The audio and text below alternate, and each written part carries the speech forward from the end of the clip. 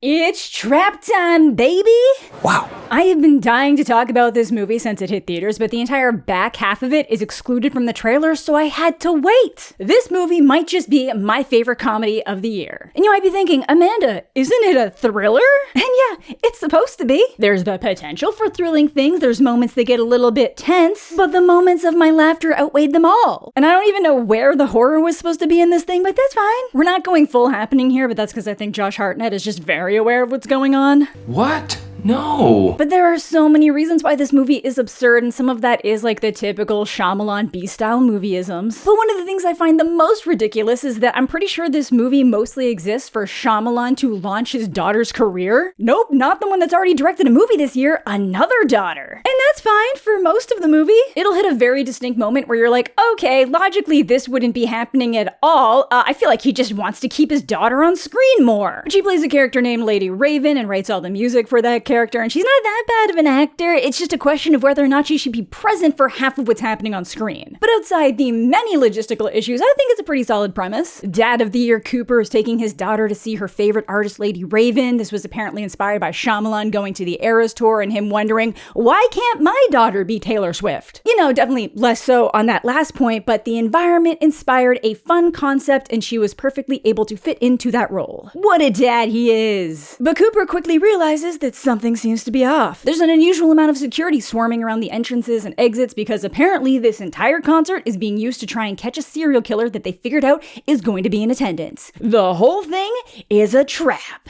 And one thing that almost feels like a trap because of how comfortable it is today's sponsor, Article. Article offer a curated assortment of furniture styles for every room and occasion that makes shopping simple and fun to cater to your taste. I have to read so many horrible books for this channel, so for ages I felt like I needed a dedicated reading place so I can at least be cozy while I suffer, and Article had everything I needed. After much deliberation, I went with this lovely mod chair in spearmint aqua and paired it with this perfect yarrow gold pillow. I decided to complement it with this lovely leap lamp for nighttime reading, this cozy Gabriola ottoman to kick my feet up, and topped it off with the Falco side table. I just thought it was so quirky and neat. And I'm completely hooked. I love it. I've been trying to read more before bed, but I have such a hard time getting away from my work. So having this set up right in my office makes it so much easier to wind down. And it is so comfortable. Article offers fast and affordable shipping across the US and Canada and makes it so easy to choose your delivery time so you're not working on someone else's schedule. So if you want to try out Article for yourself, make sure to click the link in the description down below or scan the QR code on screen to save $50 off your purchase of $100 or more so you too can be comfortable in style. Now I will say, unfortunately, Trap commits the cardinal sin of revealing way too much in its trailer, while again somehow still not showing the entire second half of the movie. I don't know if they just didn't think people were going to come see it, but you find out very quickly that, spoiler alert if you've managed to avoid everything at this point,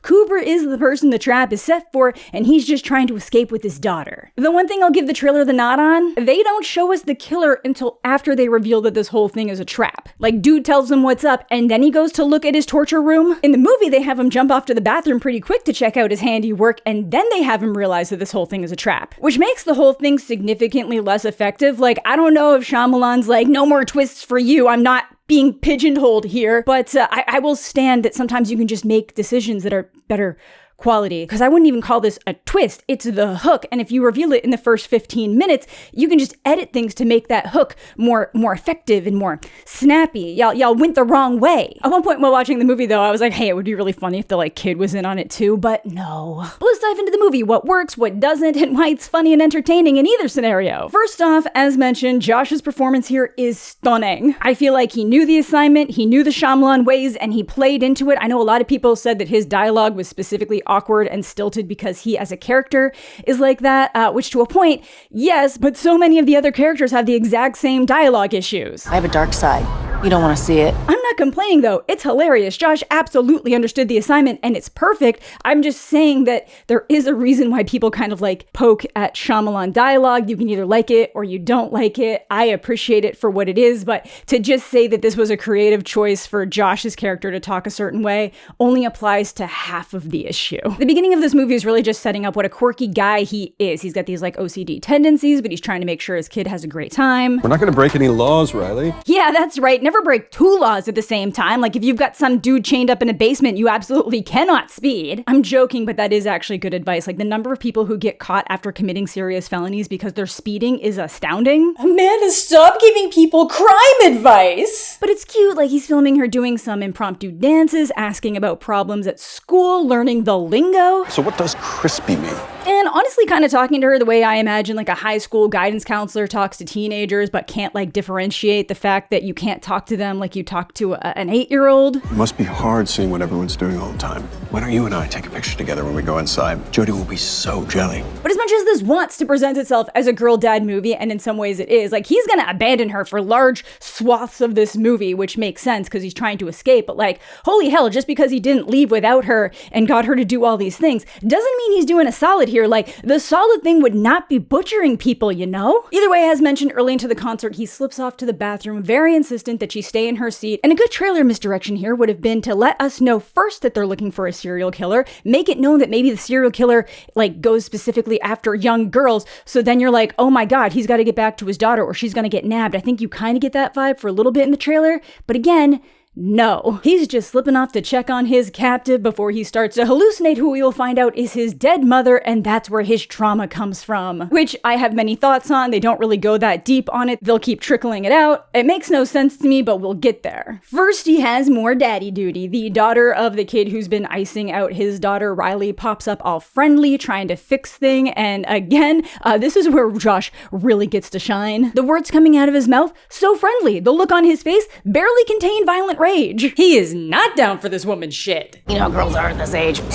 Now, technically, cell phones will play a part in this movie later, but I really thought it was going to be way more included based on how this movie kind of addresses them early on. Like, he comments how hard it must be as a kid now with social media, the way he records her dancing, Lady Raven opening a song about forgiving people that have hurt us and having everyone, like, put their phones in the sky. But I feel like it's just so that Cooper can notice that random men have started getting pulled from the crowd because at this point he doesn't know it's a trap. That commentary on forgiveness with Lady Raven also won't really go anywhere. I can see what they were probably trying to do with it and tie it into him and his negative emotions around his mother, and that Lady Raven said that like her dad left at a young age, but not strong enough in my opinion. Quite possibly just an excuse for Shyamalan to have his daughter talk more. Like, literally a huge chunk of this movie is just a Lady Raven concert, which is impressive considering it's only an hour and 45 minutes long. The movie does feel much longer than that at points though because of this like run around never ending ending it has, which I feel like by the end is almost peak comedy. They also have to throw in a random intermission really early into the concert to give an excuse for why Riley would have left her seat, but like, come on, Taylor Swift doesn't even do an intermission on her 3-hour concerts, and Lady Raven needs one a few songs in, weak. I just watched Green Day play like 37 songs with no break, but now the meme scene, we all love it, people have been using it in different templates. The King Jamie letting Cooper know that this whole concert is a trap. You know the butcher? The freaking nut job that goes around just chopping people up? They set up a trap for him. And I just love the straight-on framing of their faces for the added drama, like Josh just absolutely nailing all these reactions, because he's instantly trying to find a way out. Vaguely reminding me of a kid who makes accidental eye contact with their teacher when they've clearly just been trying to cheat off a test to just be like, oh no, I'm just contemplating. Then even though we know way more cameras are being put up, there's security everywhere, there's people everywhere, he just hip checks this woman down the stairs for a distraction, which doesn't work because the exits are already being guarded, but honestly, someone would have noticed. But alas, no, nothing happens and they just rush back in for Riley's favorite song. The theatrics for this concert really make no sense though. Like right next to them, a door opens up in the floor where they're just standing next to their seats as if it isn't like the largest liability issue in the world. Like it's one thing when they put those things on stages, but like next to where people are stepping, but it's just to be like, ooh, see a new way he could escape, but the way he tries to broach that topic with Riley is hilarious. We should climb down and see where it leads. It looks really cool. Like, what is he, the intrusive thought demon? Crawl under the stage.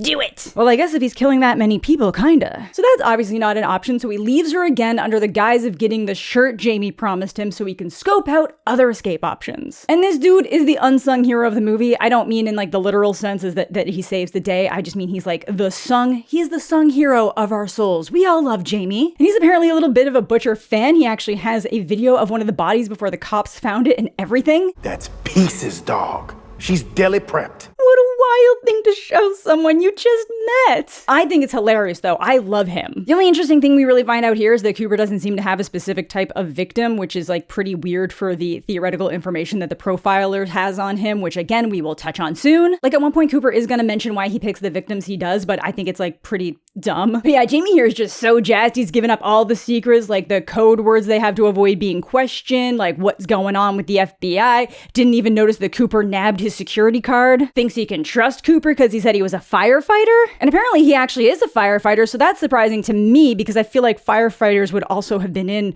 on all of this, or at least would have gotten word. Like there are so many people who know exactly what's going on that it would be impossible to keep quiet. I honestly feel like you wouldn't have even told the staff about any of this. You would have just said, oh no, we're doing increased security because of a potential, stalker threat to the performer. If you told people that a serial killer was going to be at a concert and he was going to start feeling like a trapped mouse, like people would start freaking out or they'd start texting all their friends. So he immediately starts testing out that security card on like every door. Again, the most conspicuous man. He literally just stumbles in on the tactical unit talking about him and his victims and just moseys through pretending to be an employee grabbing coffee, and it works. No one even pauses. He even manages to grab a walkie-talkie so he can hear everything that's being planned by them. He is in, guys. This filters right into a scene where I was like, yeah, no, the dialogue issues are definitely multi-character driven when that other girl's mom pops up again. And even though he's really just trying to be like, no, yeah, my daughter's really upset, but like, can we maybe talk about this later? She's just not letting it happen. Is a concert really the best place to be doing this? Sorry, ma'am, your daughter's a bitch. No, hey!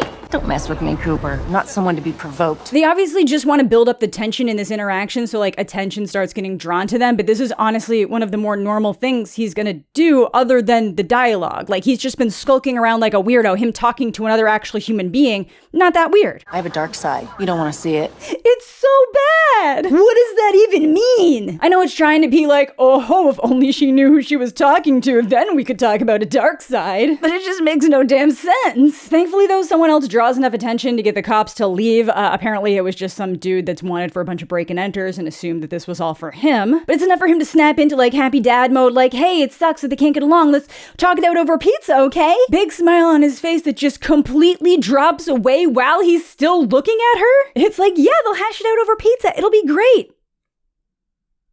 Like, this dude would absolutely make people uncomfortable. But either way, he heads back down to the concert floor listening to the radio and just loves how they're talking about him. He's feeling so smart and smug until they mention that one of the descriptions they have for the perp was a man in his 30s with an animal wrist tattoo. First off, good for you, Josh, getting that 30s demographic. But he has that tattoo. But my question is, how did someone get that close to see that tiny little faded tattoo on his wrist and still be alive to tell people about it, that he would be a viable suspect? Thankfully, they get the classic slap bracelets to save the day, so barely an inconvenience, and he's like right back out in the hall for a new plan. Look, I know that they're watching the actual concert floor for where to pull people from, but this tall man in an easy-to-see coat, constantly walking in and out of the concert, going places civilians shouldn't be, should really be popping off alarms. He literally starts making evil, haha, I'm so much smarter than you eyes at the security cameras like it's fucking Five Nights at Freddy's. Like he was literally just staring down a camera before he goes to pull a fire alarm, as if they wouldn't check the tape for the cameras nearest to the alarm that was pulled. Even if there wasn't a camera facing that alarm, they'd see this guy creepily looking at the nearest one just before it went off. He doesn't do it because the FBI lady is literally talking about this being the most likely thing that he would do over the radio. See, like the real solution here would be to start an actual fire, like you Molotov cocktail that pyrotechnic display on stage. Prove you want it, man. Prove you're ready to get out. And he like almost goes this route to cause a distraction. He heats up the fry basket and drops in a few more glass jugs of oil so it explodes. And honestly, with how long it focuses on those jugs in and out of the fry basket, I really thought this was some kind of product placement. But unless Google just won't show it to me, Escanso canola oil doesn't exist. So this was just a weird overfocus. Like this poor girl is just staring at it instead of shutting off the fryer or running away, and just waits for it to explode in her face. And he didn't even use that distraction to escape. He used it so he could get on the roof and see if there was a viable way out there.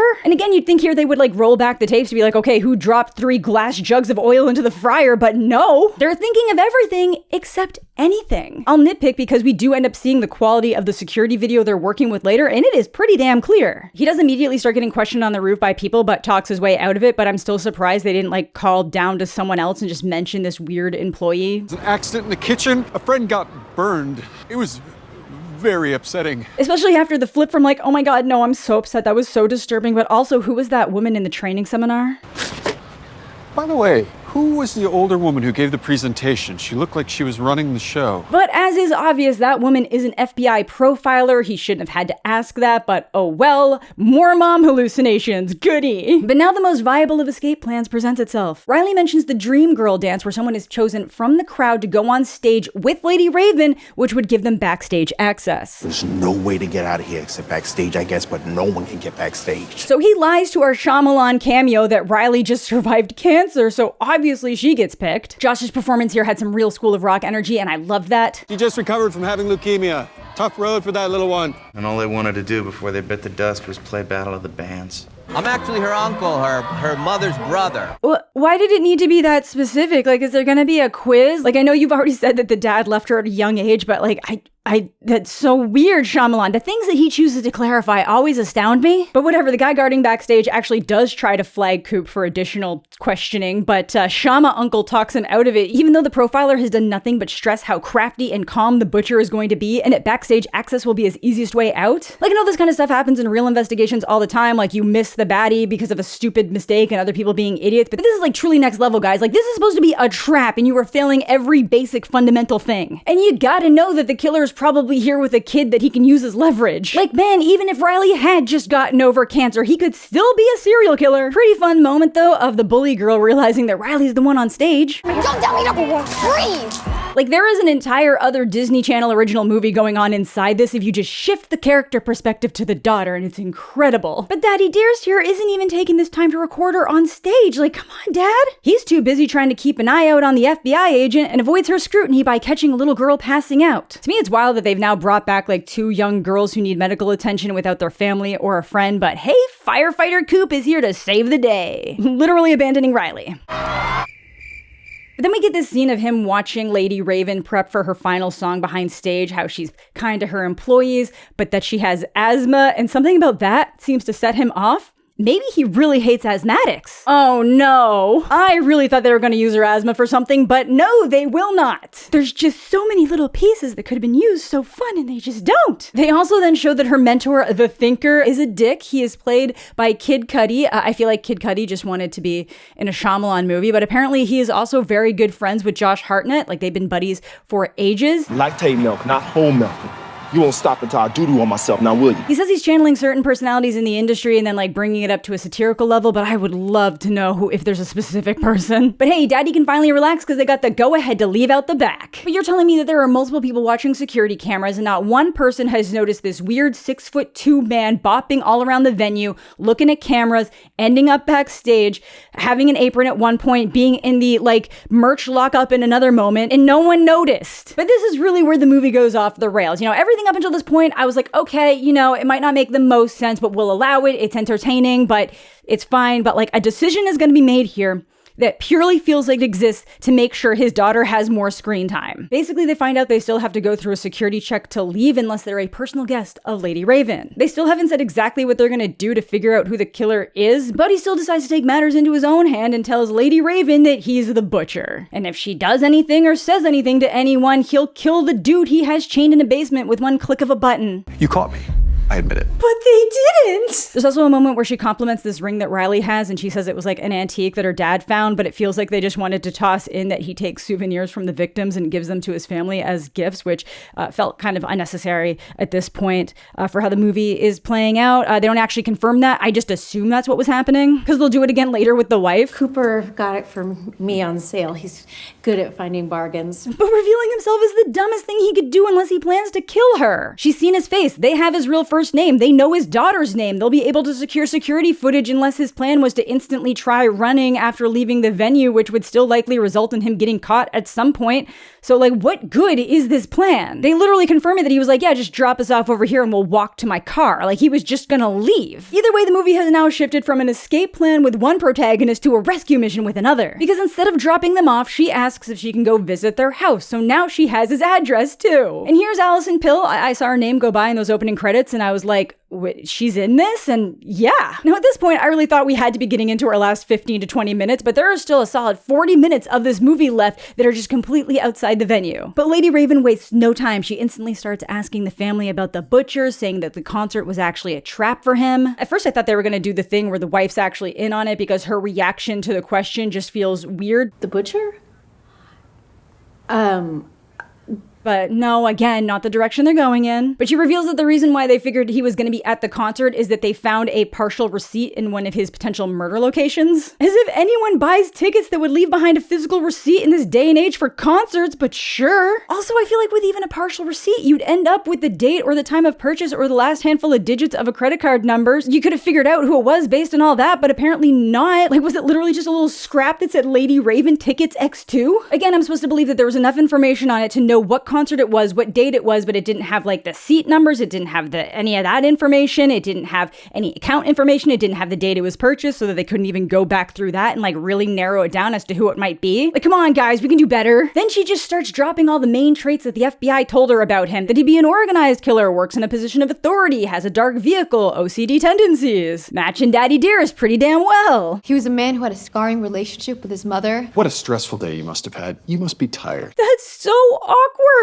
Also, how do you know he has a difficult relationship with his mother? Usually when they figure stuff like that out, it's based on who the victims are, but there is nothing in common with these victims. Like, we have women, we have men, fathers, college students. You might be able to figure based on how the killings are happening that it was some kind of childhood trauma with a parent, but how would you know specifically that it was a mother? Usually you peg that kind of stuff when somebody's only killing like middle-aged white women with certain colored hair. And I very rarely mention my education in crim, psych, and forensic anthropology, which ties into all this pretty well, because I'm not currently employed in those fields, so I don't want to like overextend any kind of expertise because these are all just movies, but like a lot of the stuff is so very wrong and so very lazy, and it's just kind of gonna get worse in a way that it's trying to be smarter. But whatever, she manages to get Riley and his phones and then runs to the bathroom to try to talk to Spencer and figure out if he remembers anything about the drive to where he is. Then starts a live stream to try to figure out where it might be. Does anyone in Philadelphia live near a statue of a broken lion? Just an excellent display of social media use here. Good job, Lady Raven. Though, pretty sure that Josh could just kick the door down, and at this point he's acting so weird that like, why wouldn't he? Especially once she starts yelling through the door that he's the butcher. Like, the jig is up at this point. He just needs to run. All of this just feels so dumb. Like, literally everything from the moment he tells her that he's the killer, it stops making sense. This is why I feel like so many of the decisions of this movie were just specifically dedicated to having her in the movie more. Thankfully, by the time Cooper gets in, someone's already managed to save Spencer, which is wild. It's been like 60 seconds. But this is where our never-ending ending starts. First, she tries to pretend to be his mommy to put him back in the position he was in as a child. Again, no explanation as to how they know that the trauma came from something with his mother or how she behaved, but sure. At least it doesn't work. Like, I guess at one point he kind of starts answering the questions, but it doesn't like really work. I'll just do this one last one. It's the only way to stop the monster. Oh good, the dissociated monster making you do things to explain your way out of your actions. A classic. Feels like he just watched a couple episodes of Dexter and called it a day. And I really thought the movie was ending here. Like, he doesn't want his family to see him act in a certain way, so she gets out of the car and he just starts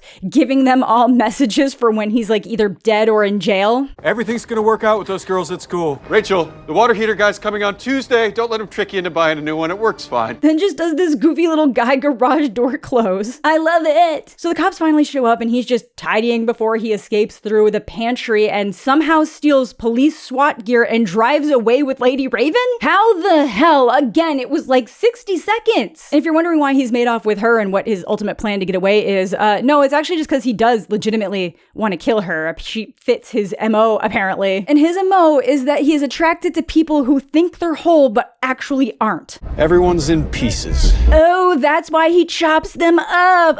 So dumb, I love it. So when he sees her use her inhaler, that's what set the urge off in him. It's so fascinating. Again, even if the profilers managed to figure that out, none of that would point to like mommy issues. It's such a dumb reasoning. Like, maybe if he had started saying something like, you know, a dad with a perfect family who cheats on his wife, a college student who's paying someone to take his tests for him, or just something like that, something at all, but just like people who think they're whole but aren't. Oh, it's so weird. And I mean weird in that the logic doesn't seem to have any backing in how he could ascertain that brokenness in people. Now, she does manage to open the window and people realize that she's He's inside the limo, so they swarm it. The cops are there in an instant, but he still manages to change out of the SWAT gear and escape. I get using the crowd to hide, but he still had to open the door, slip out, change clothing, and then look natural. Man's Houdini, but he had to reveal himself to get out of a concert venue? Foolish. And instead of trying to escape, he goes back to where his wife is because he realizes that she's probably the one that set him up to be arrested. That at first she thought all of his late nights and gifts were an excuse for his affair, but then the smell of cleaning fluids on his clothes made her think it might be something else. At this point, he has started stripping down,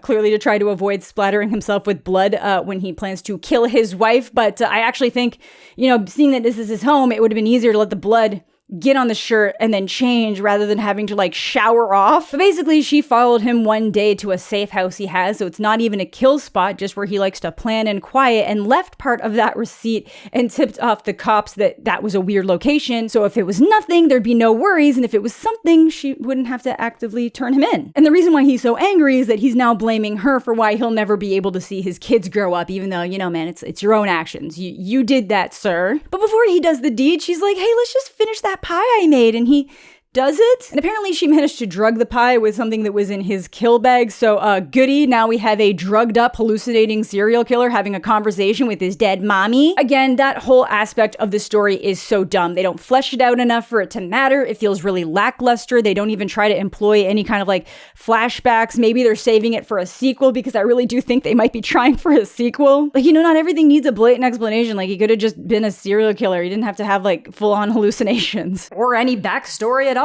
But the cops are here and try to tase him, and he just starts gouging out one of their eyes when it doesn't work. That's the thing with tasers, man. If it doesn't work, you're just jump-starting that heart. But eventually he goes down, very anticlimactic, and then things start to really get weird. They let him mess around with Riley's bike, which is supposed to be oh, it's his OCD. It can't be lying down on the yard. But then for some reason, they bring the kids back to the house. They were supposed to be all safe and nestled up at their aunt's house, but they just cart them out and let Riley hug him? Again, a brutal, dismembering serial killer who was about to kill his wife and gouged out a cop's eyes. You're just gonna let him hug his daughter, who he could then use as some kind of weird leverage, and let them see their dad arrested, which just feels cruel? What the fuck? I guess maybe they wanted the kids there to use as a bargaining chip in case things got really bad and he took the wife hostage or something, but they could have radioed in and be we got him, keep the kids around the block. But whatever, it's still not over. See, when he was lifting the bike, he grabbed one of the spokes without anyone noticing, again, even though literally every single officer is just watching him, he's the only focus, and he uses that to undo his cuffs. Honestly, if he had done one more escape after this, it would have fully solidified it as the greatest comedy of the year. But where it stands is pretty good. This is still hilarious. Me and my friend were just losing it in the theater at this point, and I really do feel like we're getting a sequel. Then Shyamalan proving that sometimes he does know what the people want. We get to see Jamie's reaction to finding out Cooper's the killer, and he unknowingly helped him on multiple occasions. Oh! Help him! I ain't talking to nobody at work no more. Yeah, I loved it. It's dumb as hell. It is a terrible thriller. It makes no criminological or psychological sense, but it is hilarious. It is so much better than my quite unpopular opinion on Knock at the Cabin. This is fun. This is so fun. But I can fully see that if you went to this expecting a really solid thriller, that you'd be angry or disappointed or upset. But to that, I just say, Shyamalan's track record, you have to just know what to maybe expect. But that's gonna do it for today's video. Let me know what you guys are thinking in the comment section down below. Did you love it? Did you hate it? Did you manage to appreciate it for what it is like me? But thank you all so much for watching. Thanks as always to my Patreon supporters and YouTube channel members. Subscribe to the channel if you're new. Leave a like on the video if you're into that kind of thing. And all my other social medias are listed down below if you want to follow on with me. I am probably currently at the Toronto International Film Festival, so if you want to hear some no spoiler thoughts on a bunch of different movies, follow me there. I hope you're all having a fantastic day. I'm mostly okay, and we'll catch you all later.